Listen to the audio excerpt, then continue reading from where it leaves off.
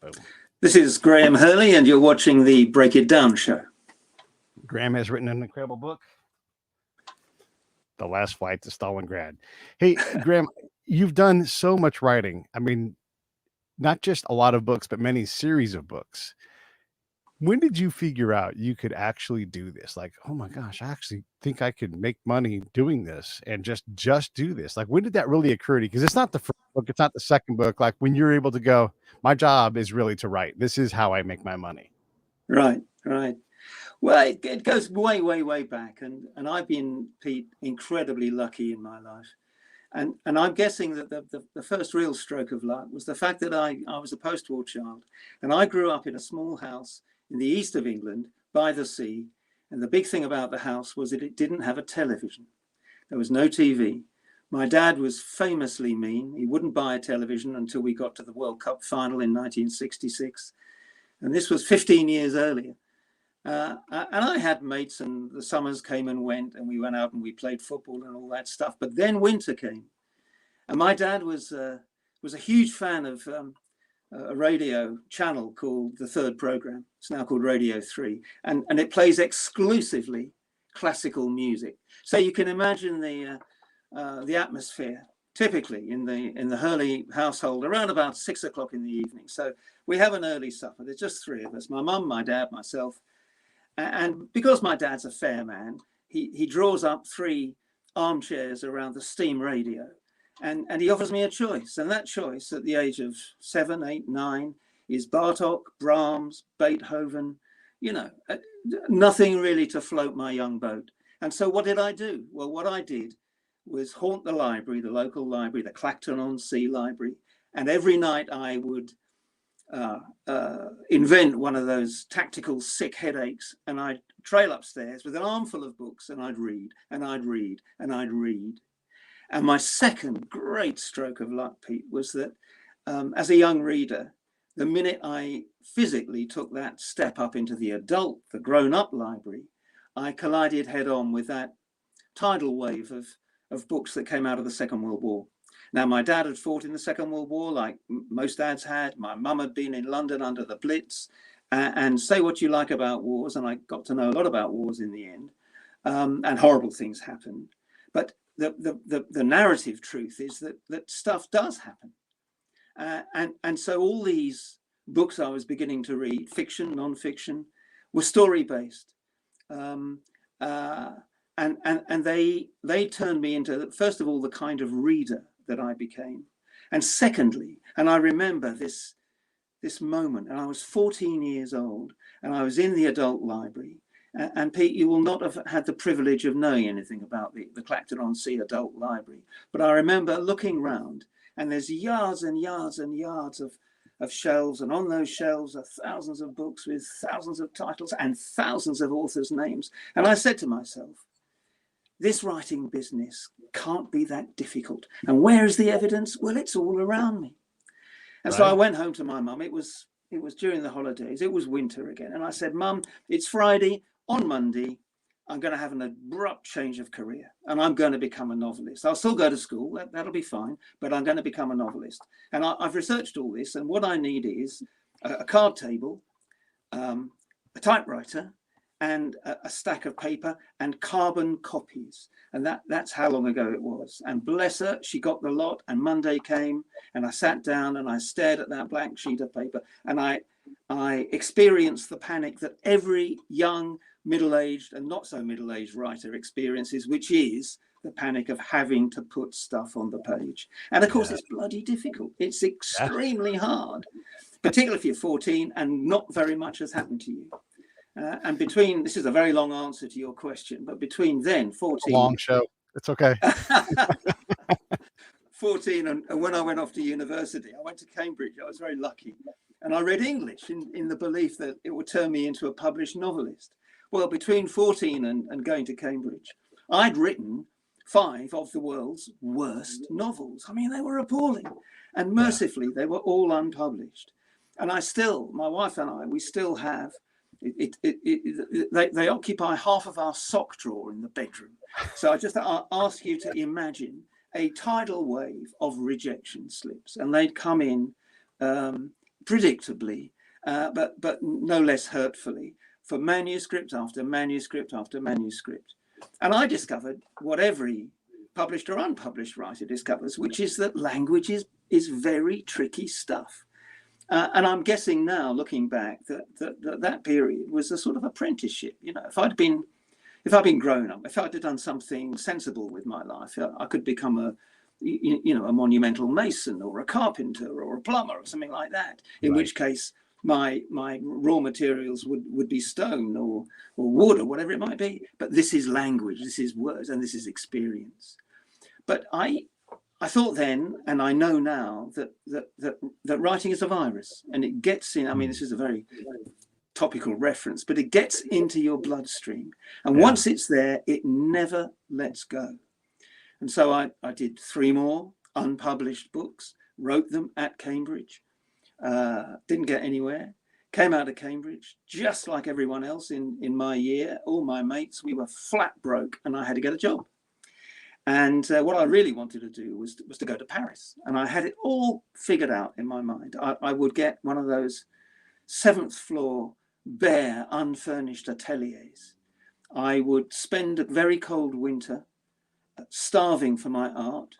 The atelier would have a perfect view of the Twin Towers of Notre Dame. And that would turn me into a published novelist. Well, of course, it never happened. And why didn't it happen? Because I couldn't convince my father to lend me the 50 quid to get me across the channel, and then I'd hitchhike from there to Paris. And so in a bid to get the money out of my mum, who was a glorious woman, and by the time I came back to university, you know, she made a fuss of me for the first 3 days, and there'd be warm tea by the bedside and all the rest of it.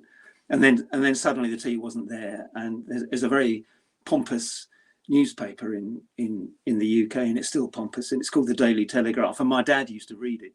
And instead of the cup of tea, there would be my dad's yesterday's copy of the Daily Telegraph open at the situations vacant column, because my mum was determined to turn me into a human being and point me in the direction of a job and money and all the rest of it.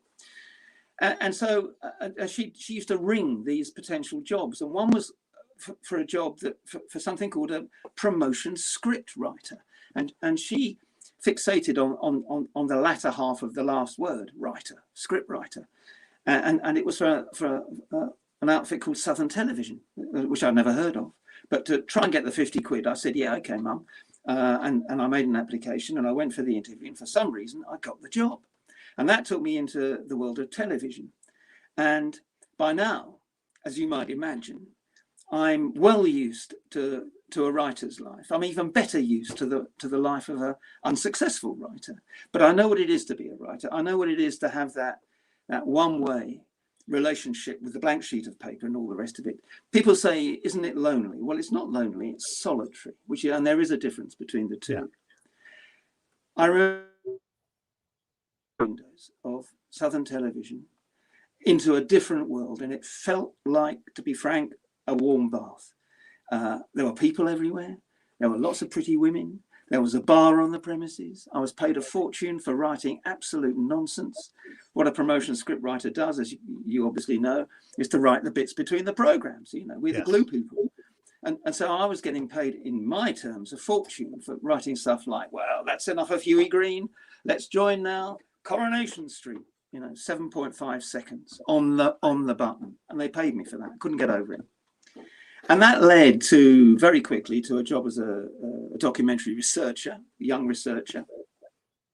And I found myself in that wonderfully privileged position. And when people say writers have to have curiosity, well, curiosity is a posh word in England for being nosy. They want to find out about people.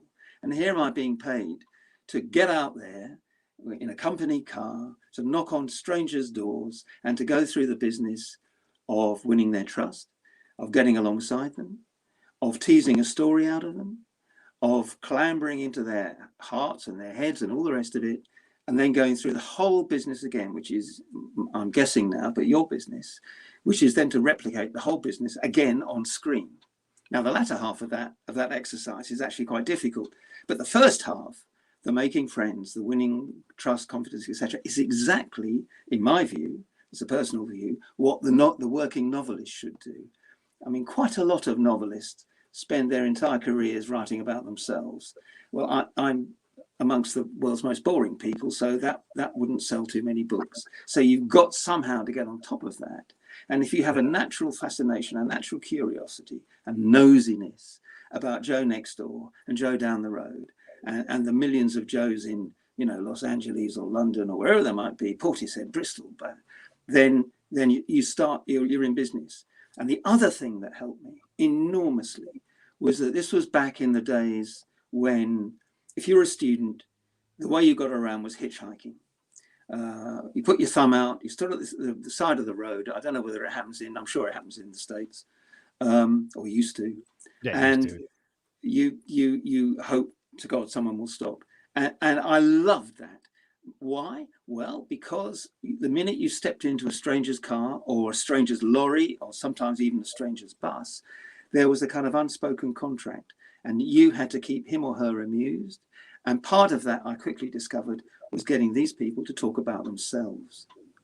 And it makes you, hitchhiking turned me into a wiser person. And it set me on that road that gave me, and this is a horrible, horrible phrase to use, and don't get me wrong, but material, because I realized that everyone has a story. And more importantly, most people want to tell that story. Now, you must find that, because that's your business now. For sure. And I'm sure it has been for years. You're in the CIA, weren't you? Is that right? I was in the Army, but I was a spy. And so exact same thing, where I had to go into a village, and I'm mostly protected by my charm. So I have to develop trust right away and be someone that they want to talk to, you know? And so I'm from California, or I'm from Florida, you know, at the time. And I would want to be like the person that they're like, oh my God, who is this person from this faraway land? Instead of just being like, who is this Army soldier? You know, Yeah. I mean, I didn't say I wasn't in or with the Army, but I had to be something bigger than that to start to earn their trust, to earn their words. And so it's very much like hitchhiking. I would show up basically unannounced, and then now I need to find out something that no one else knows, especially on Yeah. my patrol. Everybody's trying to do something on the patrol. It's my job to give the commander something they're desperate to know, but didn't even know to ask. So Right. for sure, very much like hitchhiking.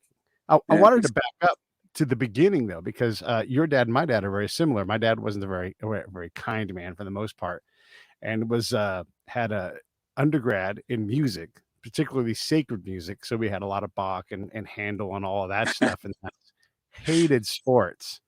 And so my library was outside running around the house, throwing the ball off of the wall, and yeah. eating away, because, you know, back then we had a TV, but whatever he wanted to watch was what we watched. And he loved church so much, he would watch church on TV before we went to church. And so it was, I had to find my inspiration in other places, which actually kind of fed to the whole spying thing, because now I'm out and about and interacting with all these different people. Sure, they're from my community, my neighborhood, but it taught me to venture out and get out of the house to go find safer places to go. No, that's right. Things, you know. So you've got to come across as Mr. Plausible, Mr. Amusing, Mr. Best Friend, Mr. Would you mind dropping me here, because I think I've had enough of this, etc. But you have to you become very quickly, if you're going to get these lifts and keep them, you become quite adept at establishing, creating instant friendships, right. which actually in your business, and I write about people like you, that becomes not just a labor of love, but your professional work. I mean, you have to do it, and that will, I imagine, scandals in this country over the last 5 years with undercover coppers, undercover policemen, who have played their legends, become the people they're supposed to be or pretending to be, all too easy, and left a litter of children behind them and broken hearts and so forth. And that you know, must have been going on forever. But you suddenly, and you're doing the novelist thing now, and you're saying to yourself, okay, well, I'm this woman that's had 2 children by this man who I thought really did work for the peace movement, you know, and never worn a uniform, never been to police college, wasn't making calls on the side, etc., wasn't reporting everything back. And then you get into this fascinating world of mirrors, which I guess you probably know infinitely more than I do. I have to invent it. You obviously wrote it all down. But I mean, your invention is completely on par, because you are thinking about, you have to be aware of what you're saying. So your brain is clocking on a different cycle than it is for the person sitting across from you, unless they're an adversary or a co-belligerent, and for folks in my field, a lot of times it's co-belligerence. You're like, we're not adversarial toward each other directly, but we are competing for information. We're trying to send in bad information, get out good information. And there's this dance that you have to do. And it's easy to fall into the trap of kind of forgetting about that for, days, weeks, hours, minutes, whatever it is. And the other person is trying to extract that information, whether it's immediately in the same conversation, or maybe we're just adjacent in opposite villages or talking to the same people in different conversations. It's fascinating when you think about that.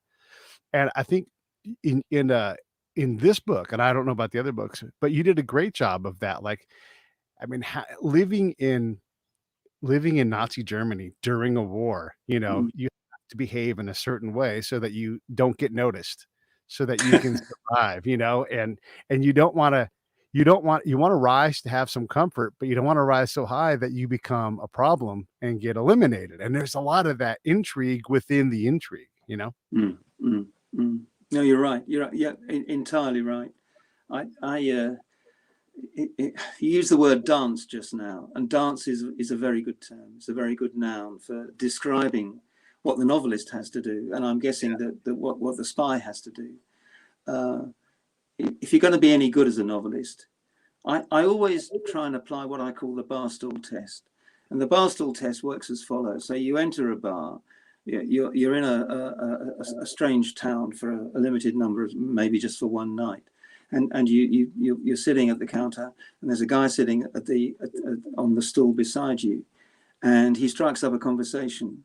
And it's a bit like reading the first page of a book. You can tell, I think I can tell, within 2 paragraphs whether I'm going to read the rest of this book. And it's a very arrogant thing to say, but I think I can tell within a minute whether the guy's tone of voice, whether the guy's attitude. I mean, he may be a spy, God knows. He may be my long lost brother. I have no idea.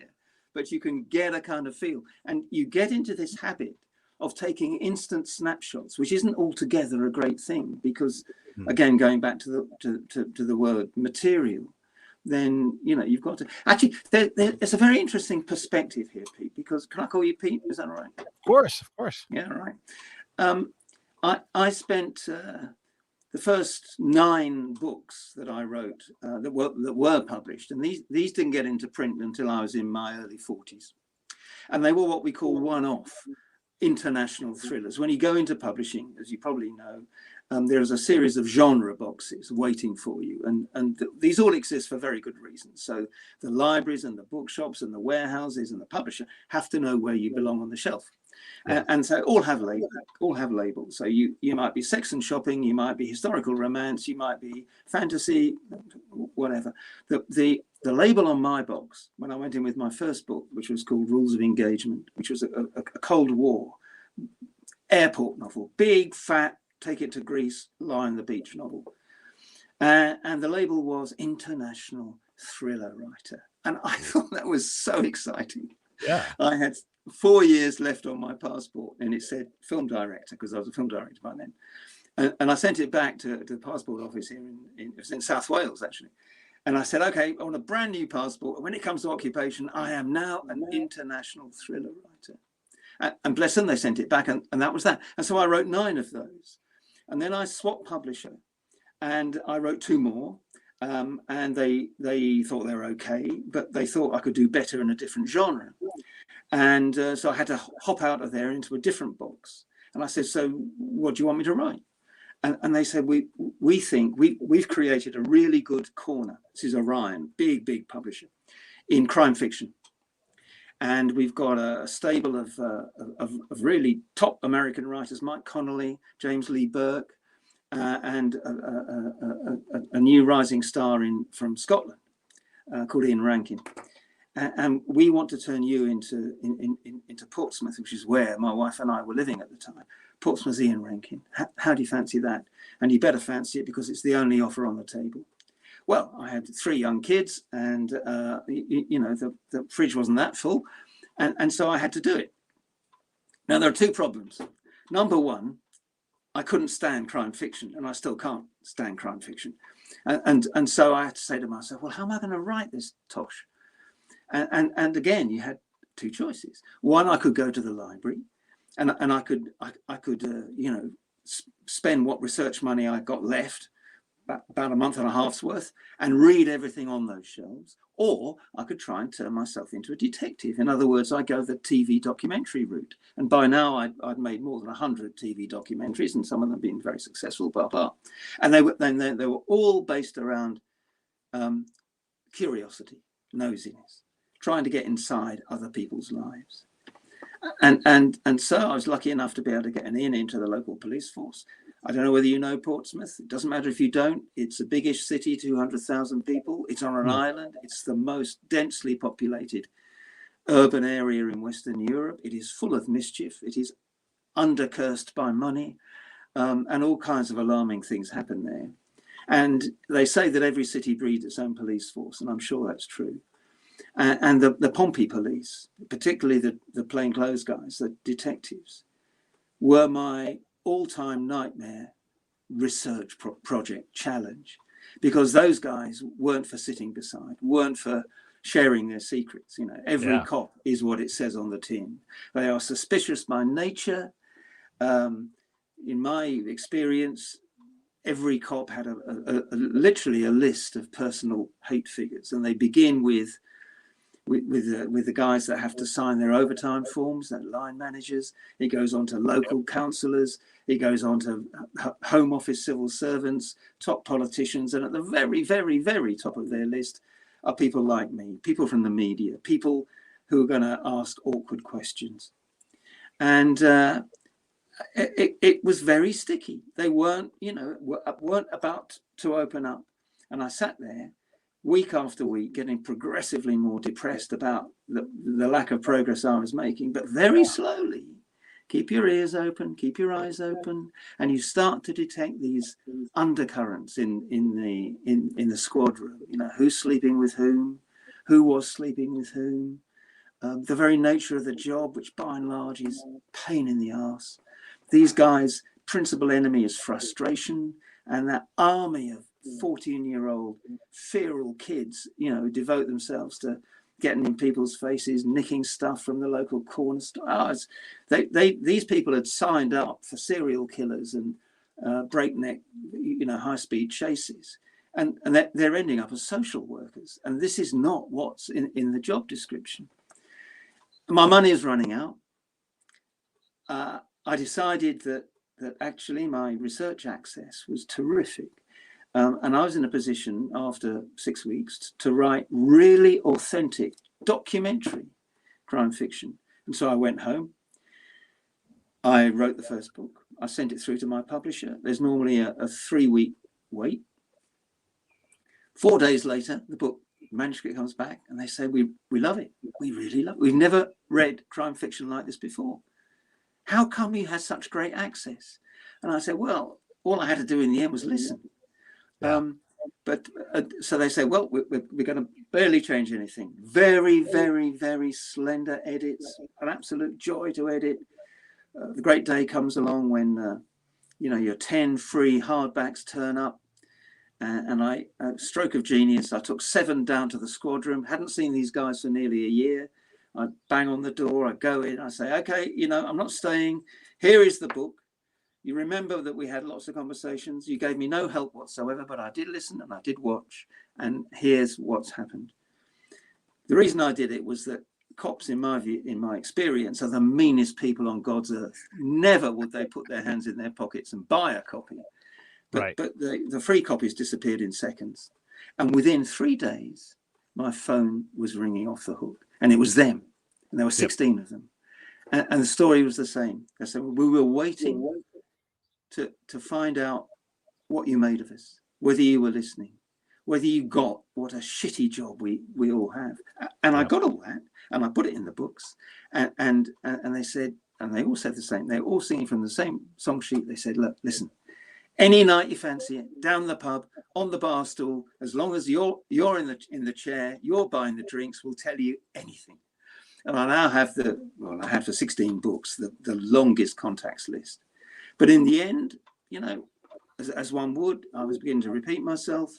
16 cry-fis is enough, believe me. If I was going to write another police interrogation scene, I'd go mad. And that took me back full circle to the Second World War. Extraordinary. And something else had happened, Pete. And this you would appreciate this, I hope. Yeah. That after 40 years of maybe trying, maybe not, but I fell in love with classical music. And my dad's all-time favorite, which I could never understand, was Bruckner. Huh. And I am a huge Bruckner fan, and I wrote most of Stalingrad, Last Flight to Stalingrad, listening to Bruckner's Seventh. And I think in the end, you can't defend yourself against the genes, because the genes will dictate more or less everything in your life. Yeah. This is so again, like the same parallel for me. You know, my dad has this degree in music. He talked about, like, you know, I am an expert in divine music, you know, in particular, you know, and but I learned about music from this guy named Dr. Robert Greenberg, he's like the you know, he and Neil deGrasse Tyson do the same kind of thing. Neil deGrasse Tyson does it for like astrophysics and space and everything. But Robert is this, and I call him Dr. Bob. He's this master of making all of these classical musicians accessible. So my dad would haul me along, you know, and he was on the pipe organ committee for my church. We were going to buy a pipe organ. And he was the one guy that knew about it. And so he would take me to Denver or to Portland to go see this pipe organ and that pipe organ to make an informed decision for our church. And then he got a master's in divinity. And so he had to go to all these different churches as part of his work. So he'd yank me along, and I would, you know, I had my head filled with all this stuff, but he would never bother to like teach me about it. And so this guy, Dr. Bob, gives me the what he calls literate music world. He starts to give it to me through his lectures. And I'm like, you know, now my dad and I can get along, but we needed a proxy in between us for me, you know? And so, and I would beg my dad, like, hey, let's read this Mozart book together, you know, or whatever. And, you know, he couldn't be bothered when he was around. And then, so when he does that, like, you know, Dr. Bob was like, he was the musical aspect to give me the appreciation of who my dad was in terms of music. And I couldn't have got there without that. But now I love opera. I love symphony. I love quartets. I love all that stuff. And I can talk about it all day long because of the work of somebody else to be that gap filler between my dad and I, you know. It was just too hard. Right. It's the gift of the smallest print, isn't it? Because some of it is going to settle in your subconscious. I mean, the Bruckner motets are just wonderful. Yeah. And you can find inspiration in there. It's remarkable when an artist feeds another artist through their, you know, and it can cross genre. Obviously, you can look at a painting and be inspired to write a sentence or whatever it is. One of the things that I love about English as a language is that it just has all these little gems in it. The other day, I realized that Oedipus and edifice are like just the tiniest difference in words, you know? Yeah. But they go together so well, because if you are Oedipal, like, you need an edifice. Yeah. It's just like, it has all these gems that you can discover. I want to go back though. Actually, I want to go back and I want to talk about this access to the police, because this access is a thing that I'm looking for, right? As a spy, it's like, I'm trying to find out who has placement and access. Okay, I need to go meet with these cops. My job, and I've talked to cops in Afghanistan, Iraq, everywhere, right? My job is to not go there and say, where are the bad people in town? You know, what's going to get blown up next? Of course, I want to know those things, but I have to never ask that question until they're desperate to go, Pete, we love you so much. We don't want you to be attacked. Here's a bomb coming tomorrow. You know, like, I need that, which is exactly what happens. And so I never ask those questions. I just want to learn about them. And I'm just curious enough that I only focus on, and I had to learn how to do this. I only focus on building trust and becoming, you know, interested in their life enough that I become ingrained in their life, and they invite me to their home and they cook me food and they expose me to their family because I'm a safe person to them. and then I get introduced to their friends, and then their friends That's introduce me to their friends, and it's just this magical thing. And I'm sure you've done the same thing as an yeah, author. entirely right, entirely right. Once I've been through that baptism of fire, if you like, although it felt pretty cold at the time.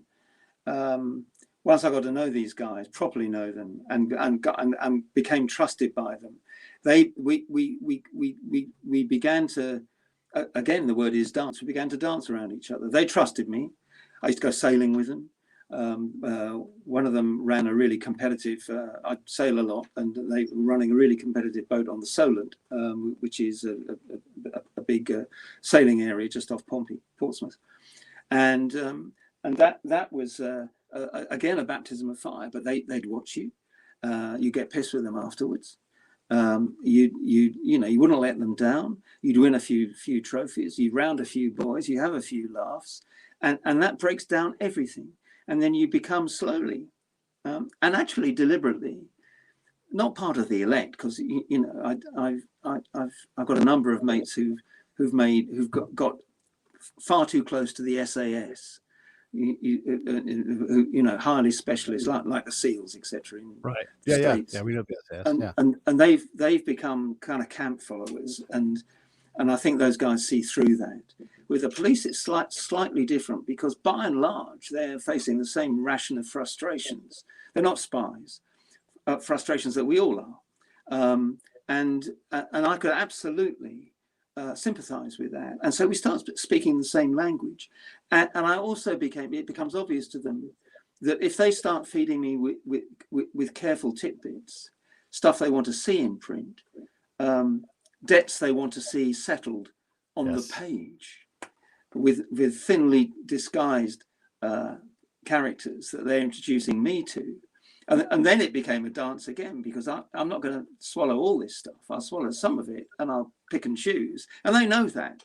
So it's eyes open on both sides. But this thing would not work without a level of mutual respect. So in the first place, it was the listening, it was the watching, and it was the sympathizing. Novel writing is an act of empathy in the end. Now, it becomes really interesting when you're writing a book like Stalingrad, or the books that go before that, because Stalingrad's number 5 in the series. And pretty early on, I made the decision that what I would try and do will be to mix the fictional. This is not something new by any means, but the fictional with the factual. So in the case of Stalingrad, it's going to be Goebbels, and the fictional guy. How do I build that cage of circumstance, which we all call plot, around this real guy? Who do I need? Who's going to make that as effective as possible? And who's going to carry the reader with them? And my judgment was, and I'd written enough books by the time I started this. In fact, I had 40-something published books to my name before I started the first scene in Stalingrad. And the minute that Mikhail Magalishvili, aka Werner Neyman, walks into that book halfway down page 1, I knew it would work. There was just something about him, this little imp from the Georgian mountains, who had many of Goebbels' undoubted talents for lying, for invention, for showcase, for twisting the truth, and for never losing his nerve. And I thought, the more I'd read, because obviously Goebbels is long dead, but part of the charm, which is certainly is not part and parcel of writing crime fiction, but part of the charm of the last 5 books is starting exactly where I am now, doing the research for book 8, with literally a pile of books which I gleefully wade through, fill it, make notes on, and they've got to take me to the reality of what Goebbels smells like, the touch of his handshake, what to beware of, what never to be, all that stuff. And one of the interesting things, that conclusions I drew, and it's nothing blindingly obvious or original, it's just how lonely these guys are. And that would apply to Hitler, that would apply to Goering to a slightly lesser degree, because he was a bit of a party animal. Goebbels was a party animal, but there was a chip of ice at the heart of that man. He could have been a novelist. In fact, in the early days, he was. He wrote a really bad novel when he was a student, but he's a very clever man. I mean, he'd make a fortune now. You're talking about the last. Here, I'll show you the last flight to Stalingrad. Here it is. I totally recommend this book. The thing I wanted to say about some of these things you're talking about is there's a tension that you put into this conversation all the time, because this is war, and even though the war is being fought in this case over in the Asian steppe, Ural Mountain area, there's still tension, there's still conflict going on back in Germany. And so though people are drinking champagne and everything else, there's always danger, and when Goebbels and Neyman are interacting, you're like, oh God, this is, you don't know, like when someone has sold you out, true or not true, it doesn't matter. Like if someone says you have to watch out for this person, you're always wondering when that's going to happen. You're always trying to protect your position while simultaneously improve your position. You don't want to lose what you've got, because it can get way worse in war. And so you had that element to it, but also there's this. So we know so little in general as a community about the World War. We know about D-Day, and then they pushed on, and then all the headlines. Yeah, exactly. But these contextual things, like what happened on Berlin in October 13th, 1942, like who knows, right? But there were things happening, and so you're able to enter into this space and fill these voids. And of course, there's women and there's money and there's booze, because these are powerful people. But what does that equate to in terms of the story? And then the other part that's just fantastic is, like, if you were the Nazis, of course you push over to Russia, and of course you're just destroying everything, and you're winning.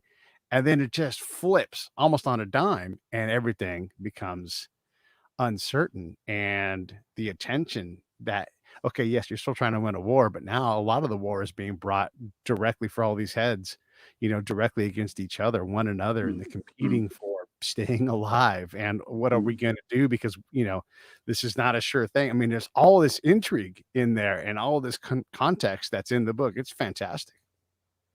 Yes, it's very interesting, because as you see when you get to the end of the book, I'd read a number of first-person accounts of the fighting of the battle, particularly through the winter of 42-43, and you were fighting famine, you were fighting death by high explosive, you were fighting the very real possibility of being eaten, you were fighting all kinds of things. So in that sense, my job was to try and bring that alive and make that real.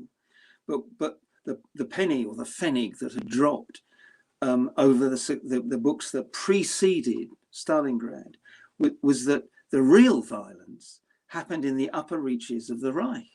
The tribal feuds in those ministries along the Wilhelmstrasse were just unbelievable.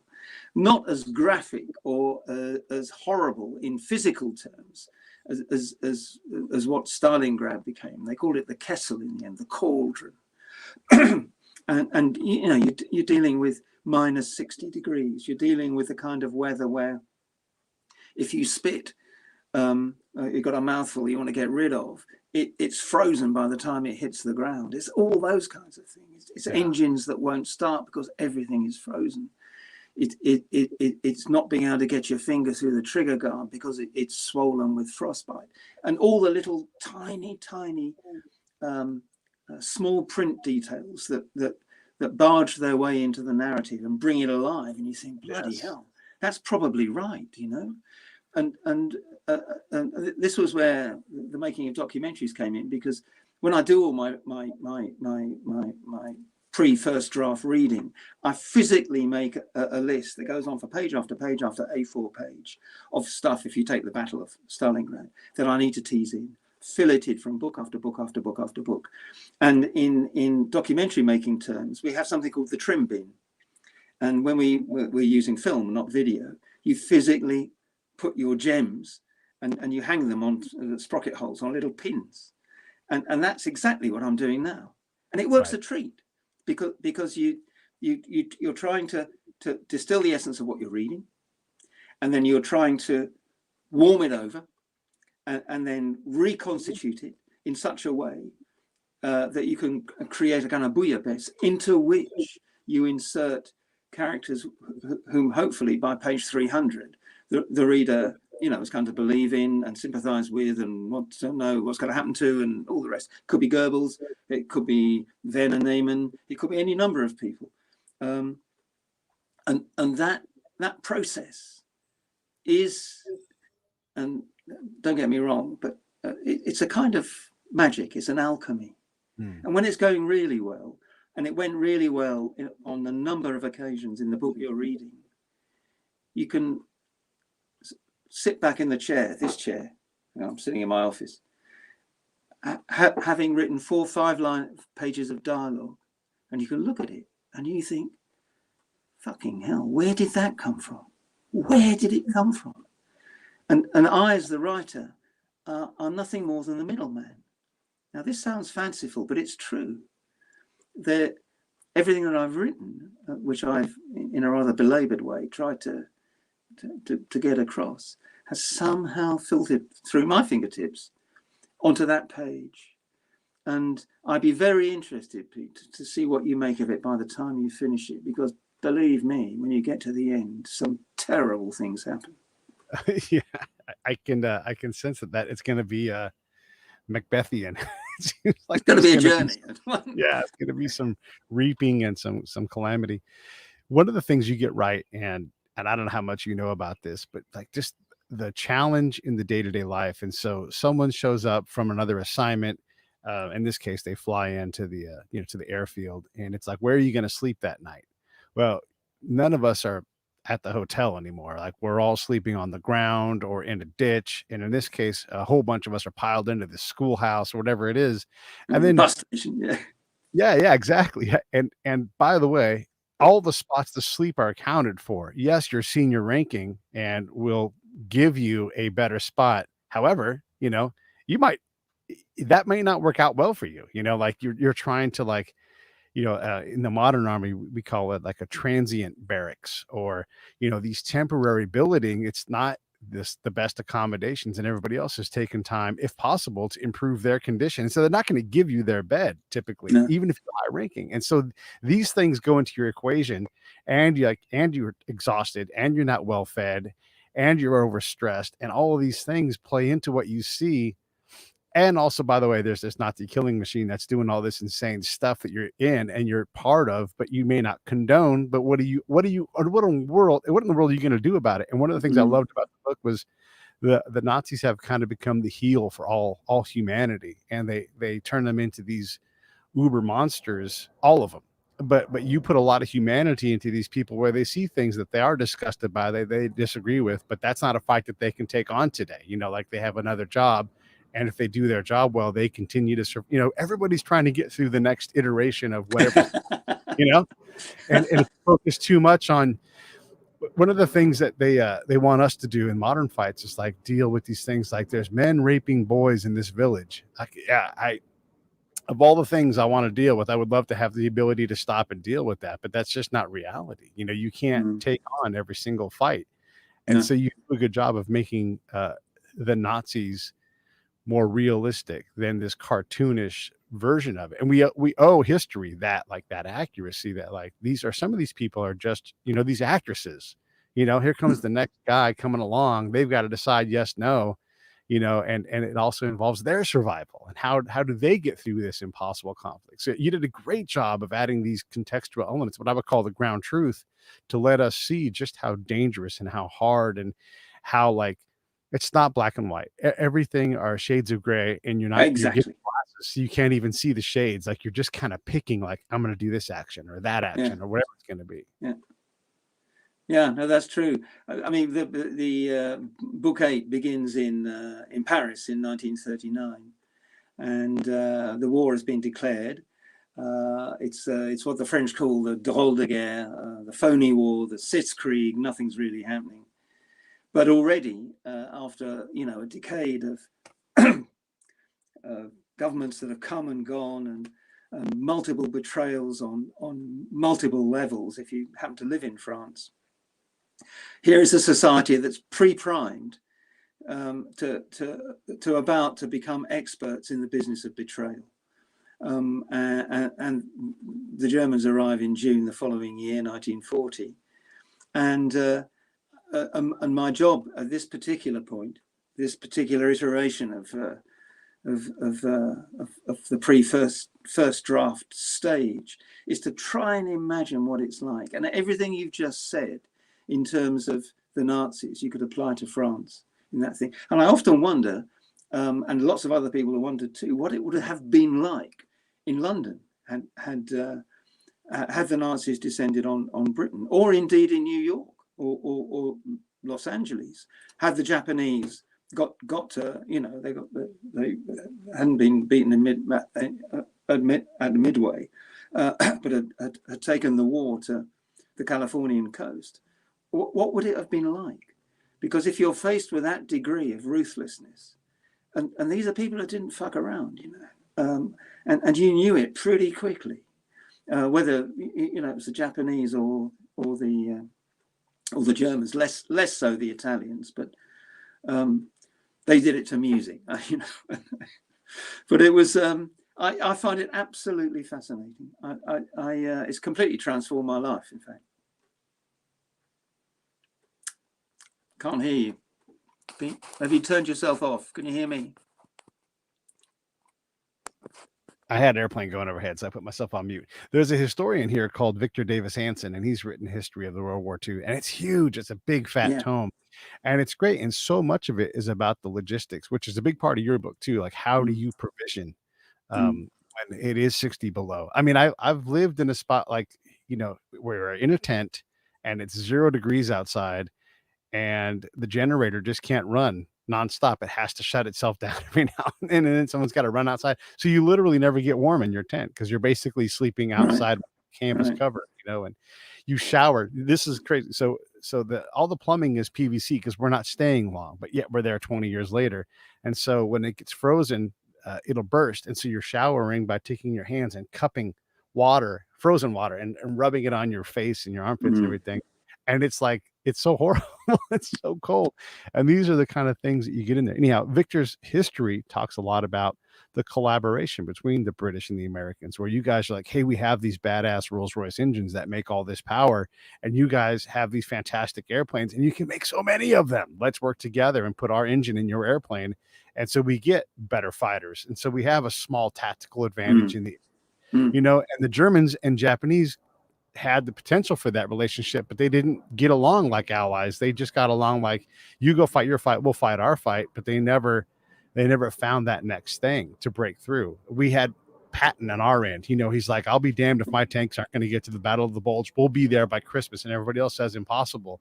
And he wills it to happen, and if that doesn't happen, the war changes. All these things hinge on these little small things that you can't even imagine, the ability to defeat the submarines, to crack the code, that's right. And it's all the smallest print, isn't it? And wars wouldn't happen unless there were logistics experts. And what I'm doing a lot of research into Churchill at the moment, and Churchill was absolute crap when it came to logistics. He had no interest at all. He was master of the grand gesture. He lived in the 18th century as far as warfare is concerned. He dreamt of siege engines and all that kind of stuff.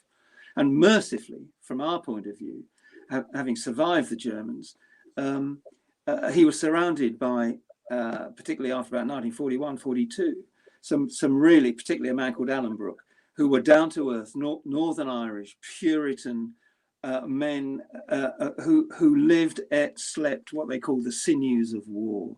So war won't happen unless there are bullets for your gun, unless there's gas for your tanks, etc. And as I say, Churchill, and actually Hitler to a degree, had no interest. And part of the story of Stalingrad is that he'd assumed wrongly that the Russians would cave after June 1941. The war would effectively be over by the autumn. And of course it wasn't. It went on and on. And I've tried to tease this into A Last Flight to Stalingrad. But to some degree, it's a logistical nightmare. And people like von Richthofen who was a formidable general, and ran the key air corps. He was the one that was doing the worrying about where the fuel was going to come up the line. 1,500 miles from Berlin. Autumn has come. There's the first taste of winter in the air. You've got to start lighting fires under the engines first thing in the morning, or they won't start.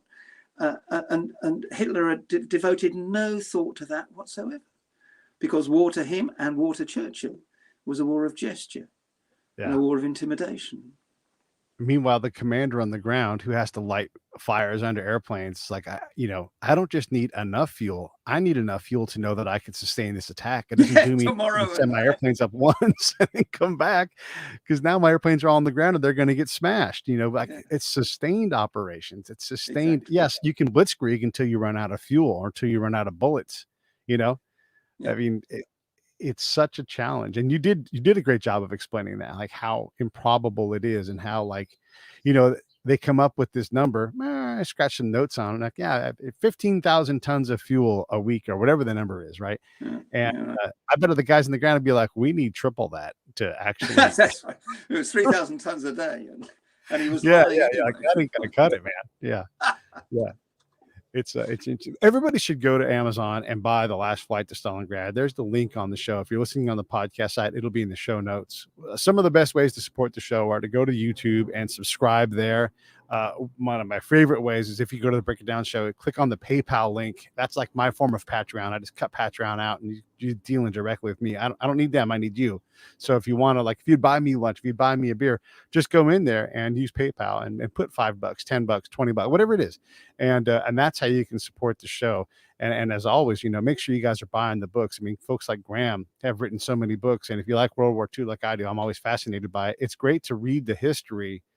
I mean, I was trying to determine, Graham, as I was reading it, I was trying to figure out, okay, and I have to look up this airfield because I'd never heard of this airfield. And so I'm reading about this airfield and I'm like, okay, so this is a real thing. But then what about these Czech actresses? What about, and so there's all these elements where that's why it takes a long time to read your book, because I'm so fascinated by the history. I want to understand these elements that I don't know yet, because I can talk intelligently about other parts of that war, but I can't about these things. And so it's neat to kind of go through the reverse engineering of your process as I read it, Yes, deconstruct it. Tatinskaya, Lida Barova. Yeah. Exactly. Was there a powerful connection between the senior Nazis and Czech actresses? Is this a thing, or is this more? The major film studios in Berlin were run by Goebbels, and Goebbels sounds, he was an engaging man, and power can be very sexy, and he radiated power, and he fell in love with, in real life, with this woman Lida Barova, which of course Werner Neumann has to go and track down and deliver the letter to, and somehow win back. And that gets him into the deepest doo-doo. And what I was trying to create here, Pete, was the plausible possibility that someone as lonely and as isolated and as powerful and as clever and as well connected as Goebbels still needs a best mate. And that best mate for a limited period of time is Werner Neumann. And they share similar characteristics, which is, Goebbels is always going to boss the relationship, and when he turns his eye, they're always looking for advantage, and if Werner has a weak spot, it's going to be the pianist Maria, and I'm not going to go into any more spoilers, but sure. Again, teasing all that stuff in is and to do what? To keep the reader turning the page. Why? Because he wants to find out what happens to Werner, what happens to Maria, and what happens to Joseph Goebbels. Yeah. But en route, funnily enough, and I'm so pleased you've said it, he's going to find out a lot about Tatinskaya airfield and a lot about Cinecittà in Rome and about the elephants and about this, that, and the other stuff that he wouldn't have opened the book necessarily expecting. And to be able to tease all that small printing is glorious. I wanted to spend a moment talking about this aspect too, because you do a good job of creating this tension. Also, the the infighting within the Nazis, the power plays and the protection and all of these things. We keep talking about this, but to hold together this group of people, and as a commander, and I've talked to a lot of commanders, so I know like they have to be careful on who they spend time with within their unit, because that will create jealousy and animosity and power struggles, and it Right. sounds dumb, but if you have lunch all the time with the same person, the intrigue happens, whether it's real or not. If a female has lunch with a male more than 4 times in a row, they're having sex, whether they are or not, right? And so all of these things become realities. And when you Mm. have these heads of all these different elements of the government, all vying for the boss's time, and he's giving it to someone more than somebody else, that creates this deconstructive force within his own force, and it only takes a little bit of that. You already got a crazy guy trying to run the Air Force, and you got all these things. You're trying to hold all these things together in a way that goes forward and always sees the initiative. It's easy to just find out that, and this is absolutely true in modern combat, we are the biggest problem on the battlefield. If we ourselves could be more efficient and more successful at accomplishing the small things that we do Mm. well, Mm. it's a lot easier to win. But we are usually the biggest problem. So the Nazis almost for sure tore themselves apart as they tried Yeah. to stay alive, That's right. Yes, the seeds of the downfall of the 1,000-year Reich were there from the beginning. And how long Right. did it last in the end? 12 years. Yeah. Yeah. Not 1,000. I love it. Hey, what question should I have asked you? Let's wrap this thing up. What did I not get to? No, you've done very well. We've had a conversation, which is always my dream interview. It's been a pleasure to talk to you. What I'd like to do, I'm going to send you another book from earlier on in the series, which I think you will like.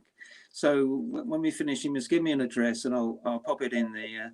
And in God's good time, some point the month after next, it may or not turn up on your front door. But it's been a great pleasure. Yeah. Graham Hurley, everybody. Hang on one second, Graham. Let me sign this thing off. Hey, thanks for watching the show. I really appreciate it. Right here, you can subscribe. Please do that. It makes the show grow. Hit that notification bell so you know which incredible guest is coming up next. Down below is the PayPal link. You can put a small subscription in. That is an enormous help. All that money goes right back into the show. And then right up over here are the next episodes you should listen to, curated by yours truly. Thank you so much for watching the Break It Down Show.